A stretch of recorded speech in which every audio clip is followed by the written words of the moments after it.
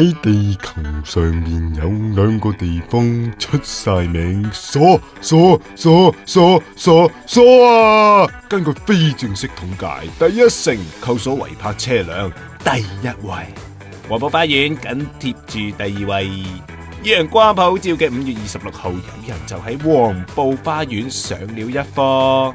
喂，你明唔明啊？好過分啊！15分鐘，冇可能15分鐘鎖我車噶嘛？咩冇可能噶？因為佢連 warning 都冇俾我。